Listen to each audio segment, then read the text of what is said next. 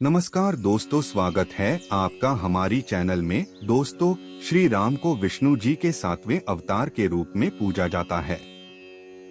प्रभु श्री राम के जीवन से जुड़ी कुछ ऐसी अनसुनी कहानियां हैं जो आज भी सोचने पर मजबूर कर देती हैं। श्री राम के जन्म की कथा तो सभी ने सुनी हुई है, लेकिन क्या आप जानते हैं कि श्री राम की मृत्यु कैसे हुई थी? आइए जानें प्रभु श्री राम की मृत्यु से जुड़ी कथाओं के बारे में। कैसे हुई प्रभु श्री राम की मृत्यु? श्री राम की मृत्यु से जुड़ी कई कथाएं प्रचलित हैं। पहली कथा के अनुसार जब सीता माता ने अपने दोनों बच्चों लव और कुश को प्रभु श्री राम को सौंपा और धरती माता में समा गई। माता सीता के जाने से प्रभु श्री राम बहुत दुखी हो गए। उन्होंने यमराज से सहमति लेकर सरयू नदी में जल समाधि ली। दूसरी कथा, एक अन्य कथा के अनुसार भगवान राम ने धरती पर 1000 वर्षों से भी ज्यादा समय तक शासन किया। पद्म पुराण के अनुसार भगवान राम जब अपना अवतार काल समाप्त करके एक ऋषि का रूप धारण करके आए, तब यमराज भी एक ऋषि के रूप में आए और उन्होंने राम जी से बात करने का आग्रह किया और यह शर्त रखी कि बात करते समय कोई भी बीच में न आए। उस समय प्रभु श्री राम ने भ्राता लक्ष्मण से कहा कि वो एकांत चाहते हैं, इसलिए आप दरवाजे पर खड़े हो जाएं, जिससे कोई भीतर प्रवेश न कर सके। इतनी देर में ऋषि दुर्वासा वहां आ गए और राम जी से मिलने का आग्रह करने लगे। लक्ष्मण जी के मना करने पर भी ऋषि नहीं माने और क्रोधित होकर बात करने लगे। लक्ष्मण जी दुर्वासा के क्रोध से बचने के लिए कमरे में प्रवेश कर गए, जहां श्री राम वार्तालाप कर रहे थे। ये देखकर श्री राम भी लक्ष्मण पर कुपित हुए और उन्हें मृत्यु दंड न देकर देश निकाला दे दिया।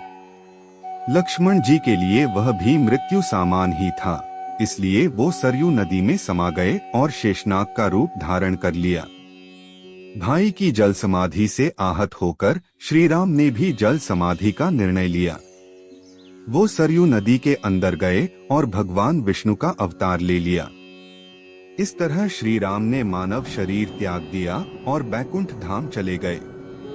दूसरी बात, लव और कुश अपने पिता राम के बाद शासक बने और उन्होंने क्रमशः लवपुरी, आधुनिक लाहौर और कुश कसूर शहरों की स्थापना की। जैसा कि महाकाव्य रामायण में बताया गया है, कुशावती कोसल साम्राज्य का एक शहर था। तीसरी बात, राम के बाद हनुमान का क्या हुआ? ऐसा कहा जाता है कि भगवान हनुमान ने हिमालय में ध्यान और एकांत का जीवन चुना। इस मान्यता के अनुसार भगवान हनुमान ने खुद को नश्वर संसार से दूर करने और ध्यान की गहरी अवस्था में प्रवेश करने का फैसला किया, क्योंकि वह भगवान राम या उनके अवतार के पृथ्वी पर वापस आने की प्रतीक्षा कर रहे थे। चौथी बात, रावण कौन था? तो जिस समय राम रावण का युद्ध हुआ था, उस समय रावण की आयु 8,000,000 वर्ष थी। रावण सारस्वत गोत्र का ब्राह्मण था। रावण की मां का नाम केकसी था, पिता का नाम विश्रवा ऋषि था और दादा का नाम पुलस्त्य ऋषि था।